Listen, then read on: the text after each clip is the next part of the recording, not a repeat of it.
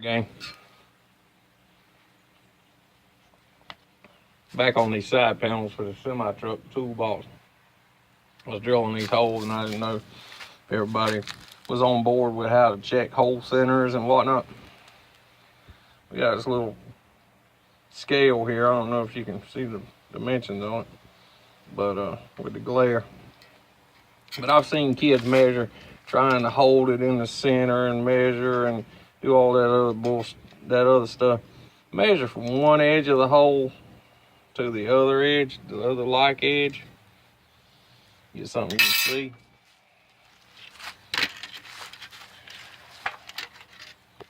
You measure from that right edge of that hole, that 5's on it, and the right edge of that other hole, 6 3/8 on it.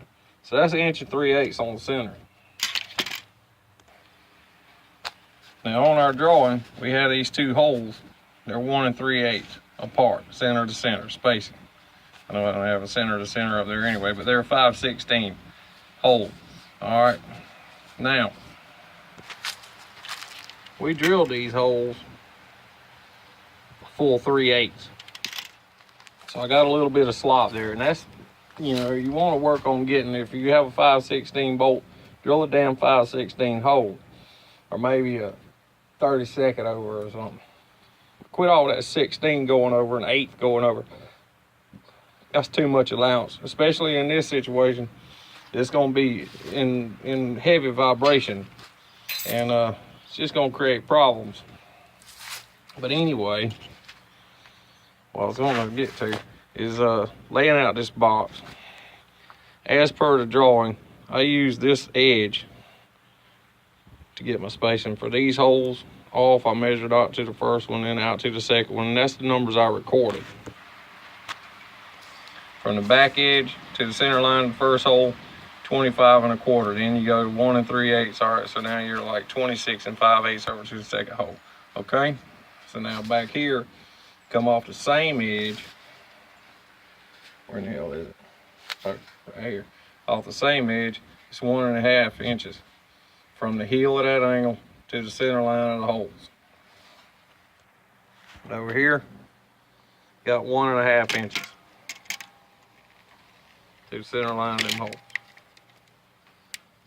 Now, when you're doing a line, when you need to draw a straight line, I've seen kids, guys, girls, everybody do it. They'll put one mark up here somewhere and one mark down here, and then they try to connect the two. Always make 3 marks.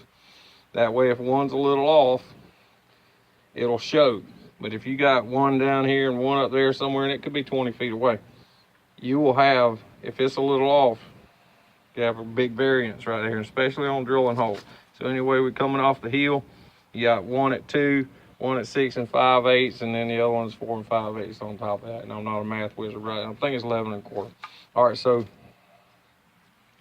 put a tiny little punch mark.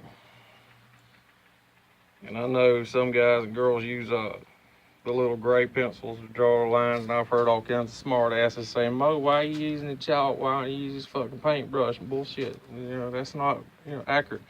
All right, but anyway, it's accurate. I was born and bred in a machine shop, so I know what I'm doing. These holes are going to work, I hope. Anyway, we'll find out when we go to bolt it up. I'll make a little quick video on that, but that's a little layout tip. When you have a odd piece of material instead of one flat, wide piece, use the same edge to base all your dimensions off of, and you should be fine. Like, share, subscribe, comment. This is Mo, damn it. Tire Creek Ironworks out.